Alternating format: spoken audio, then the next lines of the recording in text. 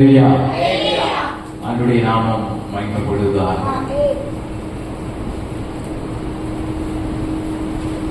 ரோமர் எழுதின நிருபம்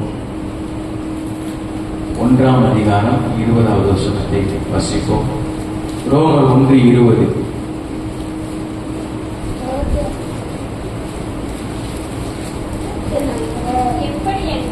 எப்படி என்றால் காணப்படாதவைகளாகிய அவருடைய நித்திய வல்லமை தேவத்துவம் என்பவைகள் உண்டாக்கப்பட்டிருக்கிறது. போதும், கவனிங்க. காணப்படாதவைகளாகிய அவருடைய நித்திய வல்லமை. நாட்டில் காணக்கூடாததை குறித்து நாம் தியானிக்க இருக்கிறோம். காணக்கூடாதது, பார்க்கிற எல்லாம் நமக்கு தெரியும். நம்ம பார்க்கிற எல்லாமே நமக்கு தெரியும். கண்ணால பார்க்கிற அநேக காரியங்களை எல்லாம் நமக்கு தெரியும். ஆனால் பார்க்க முடியாத சில காரியங்கள் இருக்கிறது. அதை எப்படி நாம் உணர்ந்து கொள்ள முடியும்? விசுவாசத்திலே உணர்ந்து கொள்ள முடியும். அல்லேலூயா. அதுல எபிரேயர்ல சொல்லப்பட்டிருக்கிறது. எபிரேயருக்கு எழுதின நிருபம் 11ஆம் அதிகாரத்துல முதல் வசனம் வாசிங்க. விசுவாசமானது நம்பப்படுகிறவைகளின் உறுதியும் காணப்படாதவைகளின் நிச்சயமுமாய் இருக்கிறது. விசுவாசம் என்பது நம்பப்படுகிறவைகளின் உறுதியும் காணப்படாதவைகளின் நிச்சயமாய் இருக்கிறது. நம்ம ரோமர்ல வாசித்தோம் 1ஆம் அதிகாரம் 20வது வசனத்துல காணப்படாதவைகளாகிய அவருடைய நித்திய வல்லமை என்று சொல்லி. அல்லேலூயா. அப்போ இந்த வல்லமைய நாம் பார்க்க முடியாது, உணர்ந்து கொள்ள முடியும். அல்லேலூயா. கர்த்தருடைய வல்லமை நம்முடைய வாழ்க்கையில பெரிய காரியத்தை செய்து முடிக்கும். அல்லேலூயா. இந்த வல்லமை நம்முடைய வாழ்க்கையில வெளிப்படுவதற்கு விசுவாசம் ரொம்ப அவசியமா இருக்கிறது. எப்படிப்பட்ட விசுவாசம்? இந்த நாட்டிலே இந்த வார்த்தையை கேட்கிற நம்மோடு கூட ஆண்டவர் உணர்த்துகிற வார்த்தை. நாம் அநேக நேரங்களில் நமக்கு தேவையானதை குறித்து நாம் ஜெபிப்போம். ஆண்டவரே, இது தேவை, ஆண்டவரே இந்த காரியம் எனக்கு தேவை, இந்த காரியம் எனக்கு நடக்கணும்னு சொல்லி நாம் ஜெபிப்போம். ஆனால் ஆண்டவர் நம்மிடத்திலே மாறாக ஒரு ஜெபத்தை நமக்கு கற்றுக் கொடுக்கிறார். விசுவாசமான ஜெபம். அதாவது விசுவாசத்திலே காணக்கூடாதவைகளை நாம் நினைத்து அதற்கு நன்றி சொல்லி ஸ்தோத்திரம் பண்ணி ஜெபிக்க வேண்டும். அல்லேலூயா.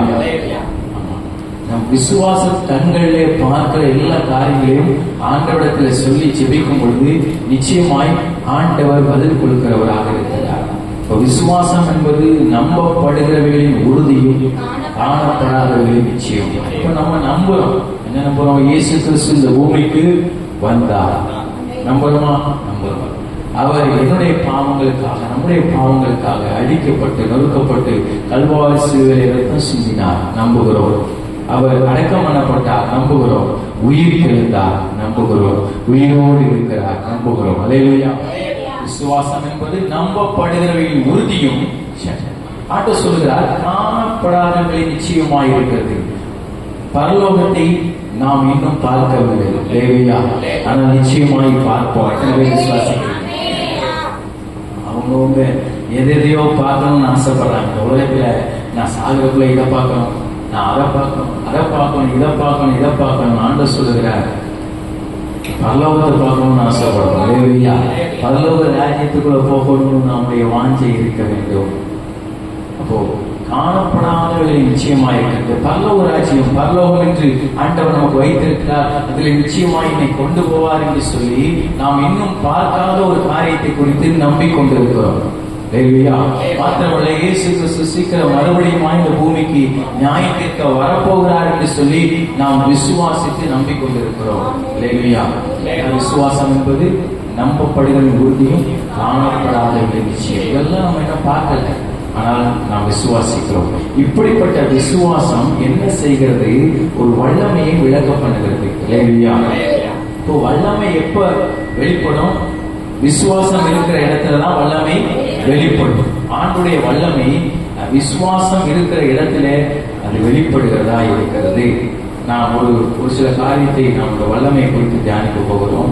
லூக்கா எழுதின சுவிசேஷம் 4ஆம் அதிகாரம் 36வது வசனத்தை வாசிப்போம்.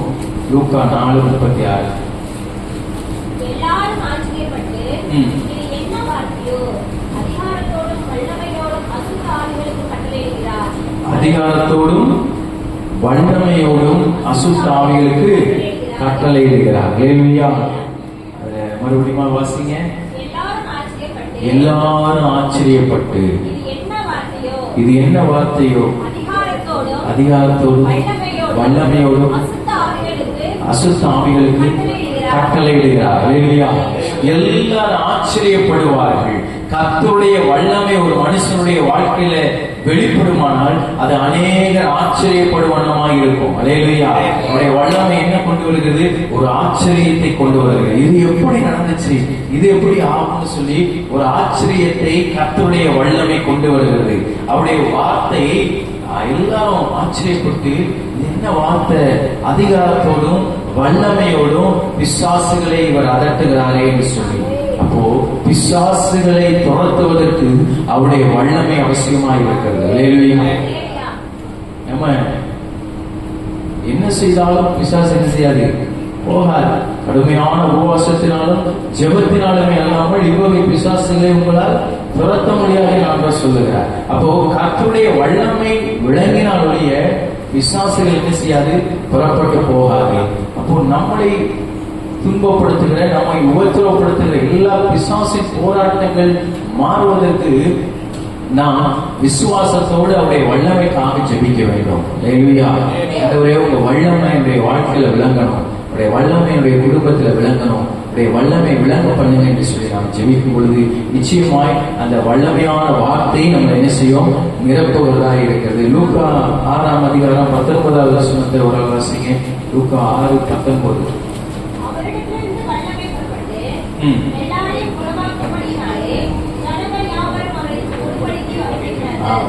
லூக்கா 6:19 வாசிச்சோம். அவரிடத்திலிருந்து வல்லமை புறப்பட்டு, ஹல்லேலூயா, அவரிடத்திலிருந்து வல்லமை புறப்படுகிறது. அவரிடத்திலிருந்து வல்லமை புறப்பட்ட வல்லமை என்ன செய்கிறது? எல்லாரையும் குணமாக்குகிறது. ஹல்லேலூயா. அவரிடத்திலிருந்து வல்லமை புறப்பட்டுச்சுன்னா நம்முடைய எல்லா காரியங்களையும் அது குணப்படுத்தி விடும். ஹல்லேலூயா. எங்கிருந்து யார் புறப்பட்டு வந்தோம் ஒன்னும் சரியாகாது, யார் புறப்பட்டு வந்து சரியாகாது. கர்த்தரிடத்திலிருந்து வல்லமை புறப்பட்டு வருமானால் உன் காரியத்தை சரியாக்கி விடும். ஹல்லேலூயா. ஆண்டவரே, உங்களுடைய வல்லமை என்னை தொடட்டும், உங்க வல்லமை என்னை நிரப்பட்டும், உங்க வல்லமை கிரியை செய்யணும்னு சொல்லி கர்த்தருடைய வல்லமைக்காக, ஆவியாருடைய வல்லமைக்காக நாம் விசுவாசத்தோடு ஜெபிக்கும் பொழுது அந்த நாம் காணக்கூடாத அந்த வல்லமை நம்மை நிரப்புவதாக இருக்கிறது. ஹல்லேலூயா. அது மாத்திரமல்ல, லூக்கா எழுதின சுவிசேஷம் 9ஆம் அதிகாரம், அதிலே 9ஆம் அதிகாரம் 1வது வசனத்தை வாசிங்க.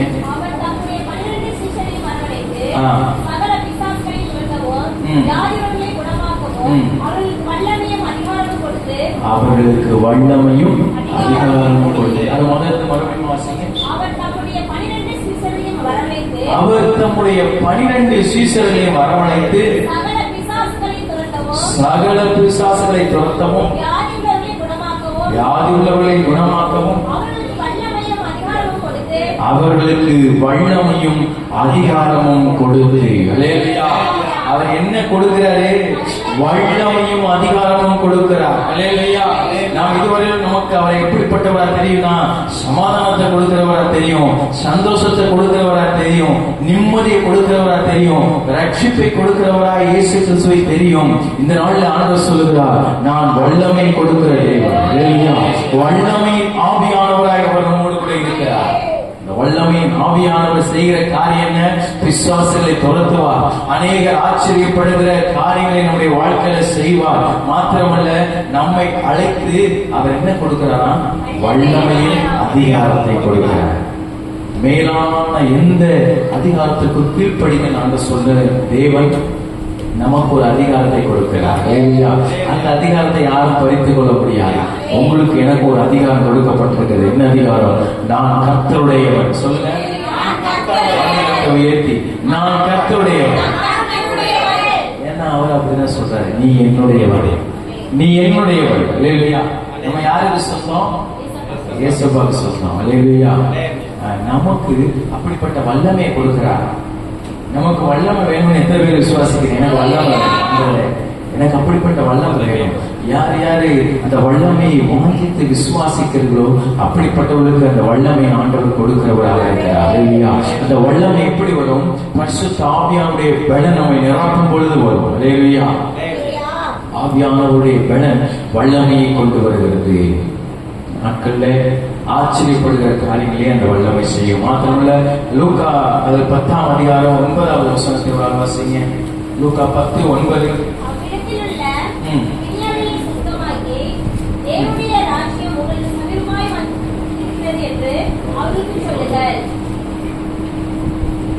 மறுபடியும் வாசிங்க. லூக்கா 10:9.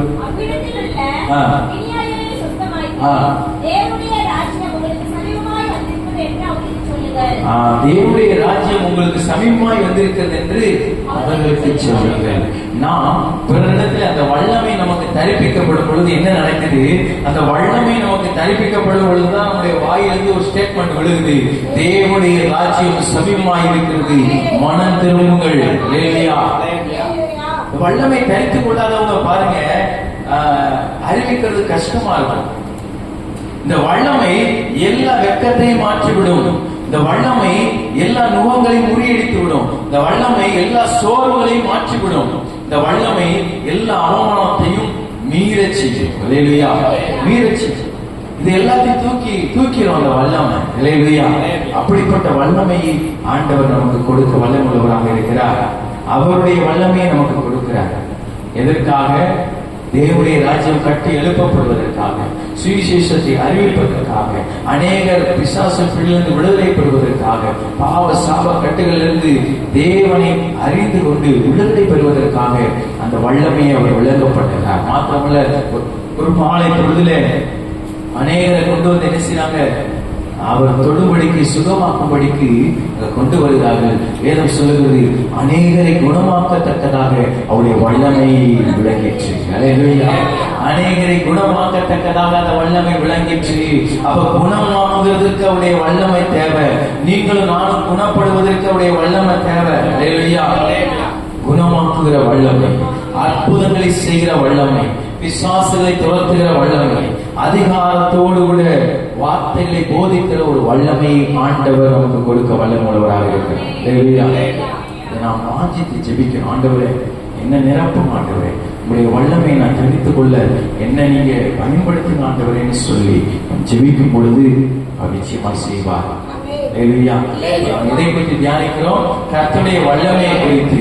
காணப்படாதவர்களே நிச்சயம், காண முடியாத ஆனால் உணர முடிகிற ஒரு வல்லமை குறித்து நாம் தியானிக்கிறோம். இந்த வல்லமை ஆண்டவராகிய இயேசு கிறிஸ்துவிடத்தில் இருக்குது. அந்த வல்லமையை நமக்கு கொடுக்கிறார். அந்த வல்லமை நம்மிடத்துல வரும் பொழுது என்ன செய்கிறது? வியாதிகளை குணமாக்குகிறது, பிசாசுகளை துரத்துகிறது, அநேகர் ஆச்சரியப்படுகிற அளவிற்கு காரியங்களை செய்கிறது. இந்த வல்லமை எத்தனை பேருக்கு வேணும்னு ஆசைப்படுறீங்க? கேட்கிற எவனும் என் நாமத்தினாலே நீங்கள் எதை கேட்டாலும் அதை நான் செய்வேன் என்று சொல்கிறேன். செய்வேன்னு சொல்லிட்டு செய்யாம நிறைய பேர் போயிருக்கலாம். ஆனா செய்வேன்னு சொல்லிட்டு செய்யறவரே கூடயே இருப்பார். இன்னும் சில காரியங்களை ஆண்டவர் அனுமதிக்கிறதுக்கு காரணம், எகிப்திலிருந்து ஆண்டவர் இஸ்ரவேல் ஜனங்களை விடுவித்தார். அவங்க வந்தாங்க. ஆனா அவர்களை பின்தொடர்ந்து பார்வோன் வந்து கொண்டே இருந்தான். பார்வோனுடைய இருதயத்தை ஆண்டவர் கடினப்படுத்தினார். பின்னாடி வந்துட்டே இருக்கிறான். சிங்கடல் வந்தது, அங்கேயும் பின்னாடி வந்துட்டே இருக்கிறான். இன்றைக்கு அநேக சூழ்நிலைகளிலே ஆண்டவர் நம்மை அநேக போராட்டங்கள், பிரச்சனைகள் பின்தொடர்வதற்கு அனுமதிக்கிறதுக்கு காரணம் மொத்தமாக முடிக்கிறது. மொத்தமா அவர் முடிச்சிருவார்.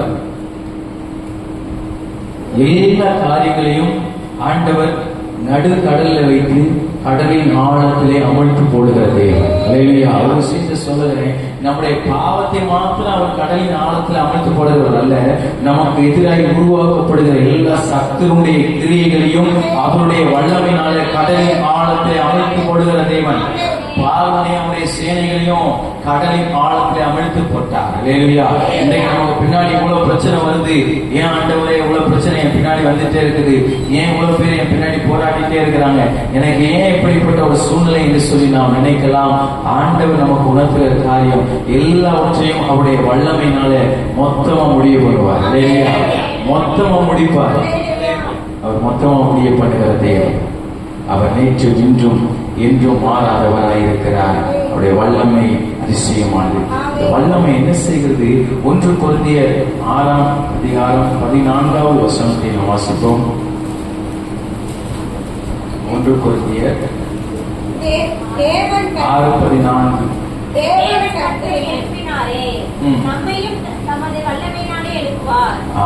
இந்த பக்கம் வாசிங்க. தேவன் கர்த்தரை எழுப்பினாரே, நம்மையும் தம்முடைய வல்லமையினாலே எழுப்புவார். அல்லேலூயா.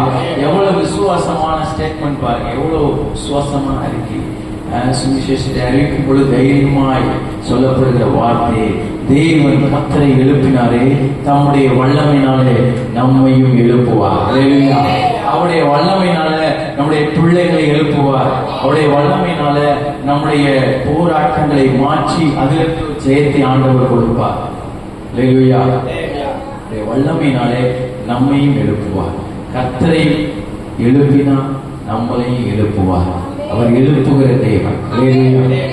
அவருடைய வல்லமை எழுப்புகிறதா இருக்கிறது. எது எழுப்போம்? வல்லமை எழுப்போம். நம்ம பிள்ளைங்க எல்லாம் தூங்குவாங்க, எந்திரி, டைம் ஆயிடுச்சு, ஸ்கூலுக்கு போன, எந்திரி எந்திரின்னு ஒரு சத்தம் எழுப்பிட்டே இருக்கு. நம்மளாம் தூங்கினா எந்திரிங்கன்னு சொல்லி ஒரு சத்தம் எழுப்பும் பாருங்க. ஆனால் தேவ பிள்ளைகளாகிய நம்மை ஒரு காரியம் எழுப்புகிறது, வல்லமை. வல்லமை, அந்த வல்லமை நம்ம எழுப்புகிறதா இருக்கிறது. ஒரு சில காரியத்தை பார்த்து முடிக்க போகிறோம். வல்லமை எழுப்புகிறதாய் மாத்திரமல்ல, வெளிப்படுத்தின சுவிசேஷம் 1ஆம் அதிகாரம் 8வது வசனத்திலே வாசிக்கிறோம். வெளிப்படுத்தின சுவிசேஷம் 1ஆம் அதிகாரம் 8வது வசனம். இருக்கிறவரும் வருகிறவருமாகிய சர்வ வல்லமுள்ள கர்த்தர், நான் அல்பாவும் ஓமேகாவும் ஆதியும் அந்தமுமாயிருக்கிறேன் என்று திருவுளப்பட்டுகிறார். அல்லேலூயா. அவர் சர்வ வல்லமுள்ள தேவன், அல்பாவும் ஓமேகாவும் ஆதியும் அந்தமுமாயிருக்கிறேன் என்று திருவுளப்பட்டுகிறார். அல்லேலூயா. அவர் எப்படிப்பட்ட வல்லமுள்ள தேவன்? சர்வ வல்லமுள்ள தேவன். சர்வம்னா எல்லாவற்றையும் மேற்கொள்ளுகிற ஒரு வல்லமையை அவர் வைத்திருக்கிறார். சர்வ வல்லமுள்ள தேவன்.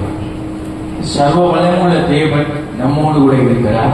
அந்த வல்லமையை நமக்கு கொடுக்க அவர் காத்துக் கொண்டிருக்கிறார். அந்த வல்லமையை வாஞ்சித்து விசுவாசித்து நாம் ஜெபிக்கும் பொழுது அந்த வல்லமையை நமக்கு கொடுக்கிறார். அல்லேலூயா. ஆண்டவர் இயேசு கிறிஸ்து நடந்து போகும் பொழுது 12 வருட பெரும்பாலுள்ள ஸ்திரீ செய்த காரியம் என்ன? வஸ்திரத்தை தொட்டார். அவங்க எதுக்காண்டி தொட்டாங்க? நீதான் சொல்ல, குணமாகணும்னு சொல்லி தொட்டாங்க. அவங்களுக்கு இருக்கிற 12 வருட பிரச்சனை, இவருடைய வஸ்திரத்தின் ஓரத்தை தொட்டாலும் சுத்தமாகணும்னு சொல்லி தொட்டாங்க. வேறு சொல்லுகிறது, அவர் தொட்ட மாத்திரத்துல அவருடைய வல்லமை என்ன செய்தது? புறப்பட்டது. அல்லேலூயா. கர்த்தருடைய வல்லமை புறப்பட்டது. அப்போ விசுவாசம் தான் வல்லமையை புறப்பட பண்ணுகிறது. அல்லேலூயா. கர்த்தரிடத்துல வல்லமை இருக்குது. அந்த வல்லமை எப்போ புறப்படுகிறது? விசுவாசத்துல தான் புறப்படுது. அல்லேலூயா. விசுவாசத்தோடு, ஆண்டவரே, என் பிள்ளையை உயர்த்த ஸ்தலத்தில் நீ வைத்ததற்காக ஸ்தோத்திரம்.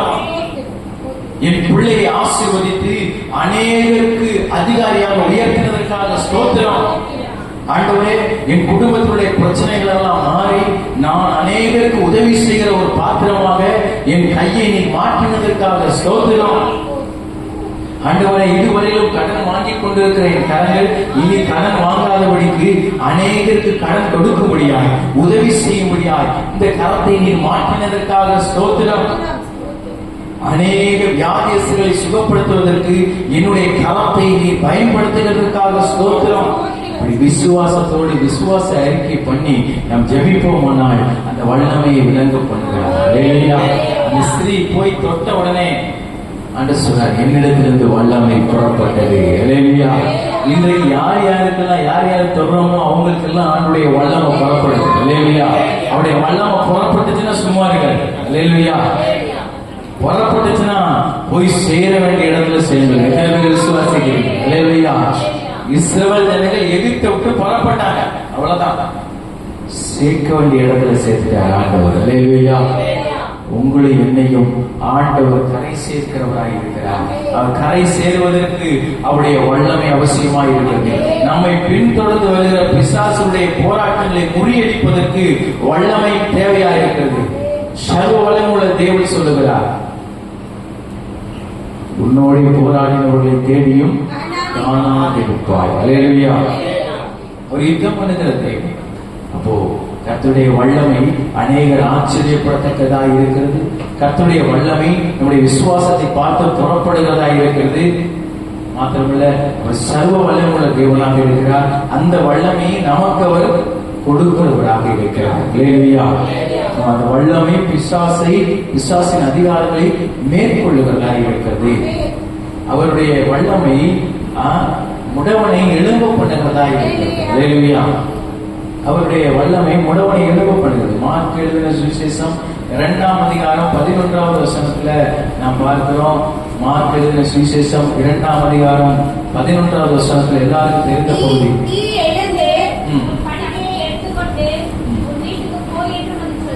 நீ எழுந்து உன் படுக்கையை எடுத்துக்கொண்டு உன் வீட்டுக்கு போ என்று உனக்கு சொல்லுகிறேன். இந்த வார்த்தை வல்லமையான வார்த்தை. எப்படிப்பட்ட வார்த்தை?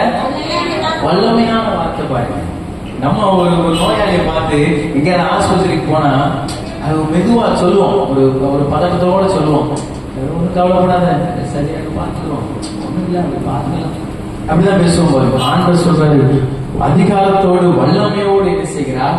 பேசுகிறார்.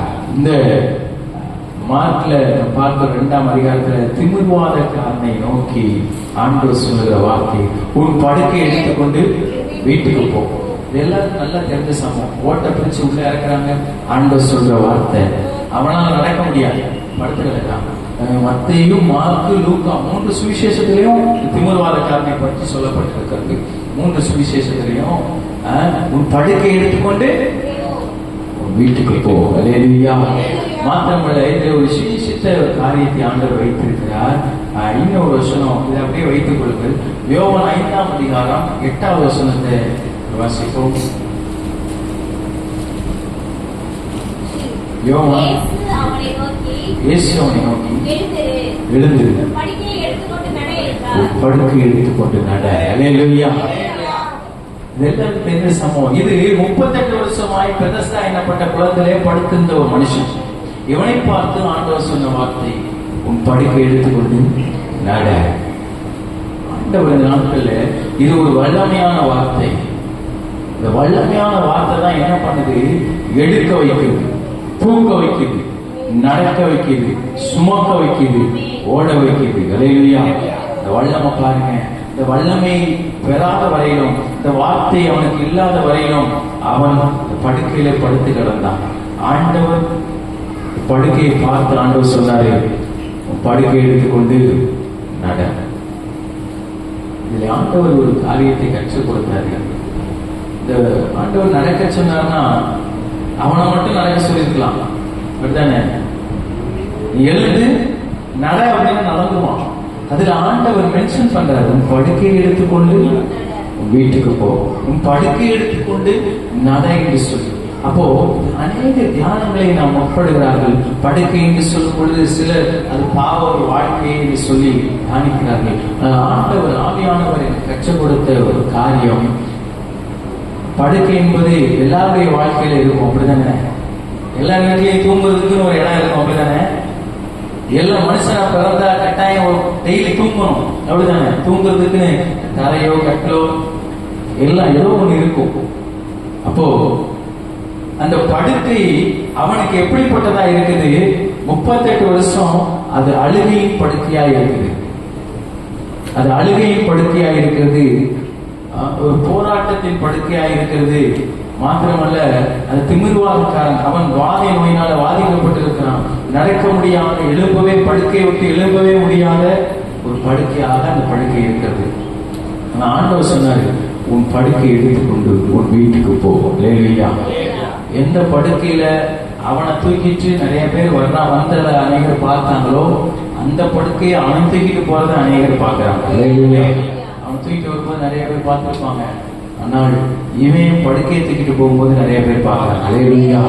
இந்த படுக்கையில தான் உன்னை படுக்க வச்சு கூட்டிட்டு போனாங்க, இதை நீ தூக்கிட்டு வரையே சொல்லி. அல்லேலூயா. மாத்திரமல்ல, அந்த படுக்கையை அவன் வீட்டுக்கு கொண்டு போய் அதுக்கப்புறம் அவன் படுத்த படுக்கை வேறு விதமாக இருந்தது. அல்லேலூயா. அது மாற்றப்பட்ட படுக்கை. அதுவரையிலும் அவன் படுத்த படுக்கை அது படுத்த படுக்கை தான் சொல்லுவாங்க. படுத்த படுக்கையா தான் இருந்தது. ஆனால் இயேசு சொன்னார், உன் படுக்கை எடுத்துக்கொண்டு உன் வீட்டுக்கு போ. அவன் வீட்டுக்கு போய் அந்த படுக்கையில படுத்திருப்பான் பாருங்க, அது மாற்றப்பட்ட படுக்கை. அல்லேலூயா. எந்த படுக்கையில டெய்லி அழுதுகிட்டே படுத்தானோ அதே படுக்கையில சந்தோஷத்தோடு இரவுல படுத்துக்கொண்டு ஸ்தோத்திரம் பண்ணிட்டே படுத்திருப்போம். அல்லேலூயா. எந்த படுக்கையில அவன் கண்ணீரோடு படுத்திருந்தானோ அதை ஆண்டவர் மாற்றி போட்டார். அல்லேலூயா. நம்முடைய வாழ்க்கையில எந்த விதமான படுக்கையா இருந்தாலும் சரி, எந்த விதமான பாரமா இருந்தாலும் சரி, அவருடைய வல்லமே அதை மாற்றி போடுறதா இருக்கிறது. இல்லையா? படுக்கை எடுத்துக்கொண்டு வீட்டுக்கு போய் சொன்ன தேவன், அவன் வீட்டுக்கு போக முடியாத ஒரு சூழ்நிலையில இருந்ததை ஆண்டவர் பார்த்தார். அவன் வீட்டுக்கு போனா போக முடியாத ஒரு சூழ்நிலை, எப்படியாவது சுகமாயிடணும்னு சொல்லி இந்த பெதஸ்டா குளத்திலேயே அமர்ந்து இருக்கிறான். ஆனா அவனை வீட்டுக்கு போக பண்ணினான். இல்லையா? இன்றைக்கு வீட்டுக்கே போக முடியாத சூழ்நிலை நிறைய பேர் இருப்பாங்க. வீட்டுக்கு போறதுக்கே முடியலைங்க, அங்க போறதுக்கே முடியலன்னு சொல்லி ஆண்டவர் ஒரு வார்த்தை சொல்லுவாங்க. அந்த வல்லமை சகலவற்றையும் மேற்கொண்டு நமக்கு வேண்டிய எல்லா காரியத்தையும் செய்கிறதா இருக்கிறது. இல்லையா? அதுவரை இந்த மனுஷனுடைய படுக்கை அது ஒரு அழுவியின் படுக்கையாக இருந்தது. ஆண்டவர் அவனிடத்துல பேசி அவருடைய வல்லமை வெளிப்பட்டதற்கு பின்பு அவனுடைய படுக்கை மாற்றப்பட்டது. அவருடைய படுக்கை இன்பமான நித்திரையாக இருந்தது. அதுக்கு முன்னாடி அவன் அந்த படுக்கையில படுத்திருக்கும் போதெல்லாம் கண்ணீர் இருந்தது, கவலை இருந்தது, பாரம் இருந்தது, உபத்திரம் இருந்தது, துக்கம் இருந்தது, செத்து போயிடலாம்னு என்ன இருந்தது. ஆனால் ஆண்டவர் அந்த படுக்கையை எப்ப அவன் தூக்க வச்சுட்டாரோ அதுக்கப்புறம் அந்த படுக்கையில் அவன் படுக்கும் பொழுது அவனுடைய நித்திரை இன்பமாய் இருந்தது. அல்லேலூயா. அநேகருடைய நித்திரை இன்பமாவதற்கு தேவனுடைய வல்லமை தேவையாக இருக்கிறது. அல்லேலூயா. ஐயா பெர்மான்சியா பாடுவாங்க, நீர் என்னை தாங்குவதா தூங்குவேன் நிம்மதியா, நீர் என்னை தாங்குவதா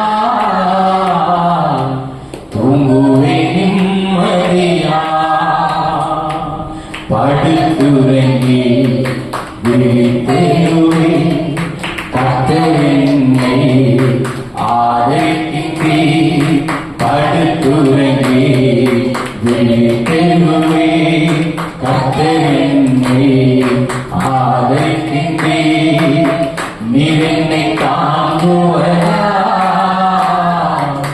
தூங்குவே நிம்மதியா. அல்லேலூயா. நிம்மதியா தூங்கணும்னா இயேசு நம்ம பக்கத்துல இருக்கணும். அல்லேலூயா. இன்றைக்கு அநேக நிம்மதியா தூங்குறதே இல்லை. ஒரு அம்மா சொன்னாங்க, தூக்கமே வரல, தூங்குறதே இல்லை. நிம்மதியான தூக்கம் வருவதற்கு இயேசு வேண்டும். அல்லேலூயா. எந்த மாத்திரையோடையும் வராத ஒரு தூக்கம் இயேசு என்கிற மருந்துல வரும், இயேசு என்கிற மாத்திரையில வரும். அல்லேலூயா. எந்த மருந்துல எந்த மாத்திரையில சுகமாகாத ஒரு வியாதி இயேசு என்கிற மாத்திரையில சுகமாகும், இயேசு என்கிற மருந்துல சுகமாகும். அல்லேலூயா. ஏன்னா அங்க வல்லம் இருக்குது.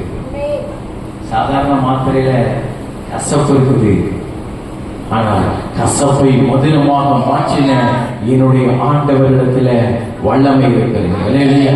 மகாராணி தண்ணீர் கசப்பா தான் இருந்தது, அதை மதுரமாக மாற்றினார். இன்றைக்கு எந்த விதமான கசப்பா இருந்தாலும் அது மதுரமாய் மாற்றுவதற்கு தேவனுடைய வல்லமை தேவை, வல்லமை தேவை. இந்த வல்லமை ஆண்டவரே நாமன்னு சொல்லி நாம் ஜெபிக்க போகிறோம். ஆண்டவருடைய தம்முடைய வல்லமையினால நம்ம நிரப்ப வல்லமுள்ளவராக இருக்கிறார். ஏன்னா அவர் சர்வ வல்லமுள்ள தேவன். வல்லமைன்னு சொல்லி இது ஒரு சின்ன காரியம் இல்லை, இதை குறித்து பெரிய ஒரு தியானிப்பு இருக்கிறது. வல்லமை குறித்து கர்த்தருக்கு சுத்தமான ஒரு நாட்கள்ல இன்னும் அதிகமாக தியானிப்போம். உடைய வல்லமை மனிதனுடைய வாழ்க்கையில என்ன செய்கிறது, கர்த்தருடைய வல்லமை பெற்றுக்கொள்வதற்கு நாம் என்ன செய்ய வேண்டும், கர்த்தருடைய வல்லமை அது என்ன விதமான ஒரு கிரியையை நடப்பிக்கிறது ஒரு தேவ பிள்ளையுடைய வாழ்க்கையில என்று சொல்லி நாம் ஒரு நாட்களே தியானிப்போம். இந்த நாட்களிலே நாம் கேட்டு அந்த வசனத்தின்படியாய் ஆண்டவரே அநேக ஆச்சரியப்படுகிற அளவுக்கு உங்க வல்லமை என் வாழ்க்கையில கிரியை செய்யணும். அநேக மத்தியில என் தலையை உயர்த்துகிற அளவுக்கு என்னுடைய வல்லமை என்னுடைய வாழ்க்கையில கிரியை செய்யணும். இல்லையா? நம்ம நினைக்கிறத விட நம்மளை நல்லதான் ஆண்டவர் வைப்பார். எத்தனை பேர் விசுவாசிக்கிறீங்க? நம்ம நினைக்கிறத விட நம்மளை ஆண்டவர் நல்லதான் வைப்பார். விசுவாசிக்கிறீங்களா? இல்லையா? ஆமா, நம்ம நினைக்கிறத விட நம்முடைய பிள்ளைகளை ஆண்டவர் நல்லதான் வைப்பார். இல்லையா? ஏன்னா உன் நினைவுகள் என் நினைவுகள் அல்ல என்று சொல்லி கட்ட சொல்லுகிறார். நம்ம நினைக்கிறத விட ஆண்டவர் நம்முடைய வாழ்க்கையில நன்மையாய் செய்வார். நினைப்பதற்கு வேண்டிக் கொள்வதற்கும் அதிகமாய் கத்த நன்மைகளை செய்கிறார். நம் கண்களை மூடி ஜெபிப்போம். உங்களை நேசிக்கிற அன்பின் பிதாவே, உங்களை நன்றியோடு துதிக்கிறோம், சோதரிக்கிறோம். கேட்ட வார்த்தையின்படியா உங்களுடைய வல்லமை ஆண்டவரை எங்களுக்கு தாங்க. உங்களுடைய வல்லமையை கருத்துக்குள்ள நீங்கள் உதவி செய்கிறீங்க. நடுவரே, கேட்ட உங்களுடைய வாழ்க்கையிலும் என் காரியங்களை வாய்க்க கொண்டவங்க நடுவரே, இந்த வார்த்தையின்படியாய் படுக்கை எடுத்துக்கொண்ட நடைகளை சொன்னீரேன். விசுவாசிகளை வல்லமையோடு துரத்தினீரே. வல்லமுள்ள வார்த்தையை உங்களுக்கு கொடுக்க வேண்டுமாய் ஜெபிக்கிறோம். இந்த வல்லமையினால ஒவ்வொரு நாளும் நாங்களுடைய சுவிசேஷத்தை அறிவிக்க நீர் கிருபை தாரும். எல்லா சோர்வுகளும் மாறி வல்லமை எங்களை பலப்படுத்தட்டும். வல்லமை ஆவியானவர் ஆண்டவரே எங்களுக்குள்ளாக இருந்து எங்களை பலப்படுத்துகிறோம். வார்த்தை கேட்கிற ஒவ்வொருவரையும் பலப்படுத்துகிறோம். ஆசீர்வதி வெளிநடத்துங்க, பாதுகாத்துக் கொள்ளுங்க. துதி கன மகிமை எல்லாவற்றையும் ஒருவருக்கே செலுத்தி மீட்பொருள் ரட்சகருமாய் இருக்கிற இயேசு கிறிஸ்துவின் இனிய நாமத்தில் ஜெபிக்கிறோம் ஜீவனுள்ள நல்ல பிதாவே. ஆமென்.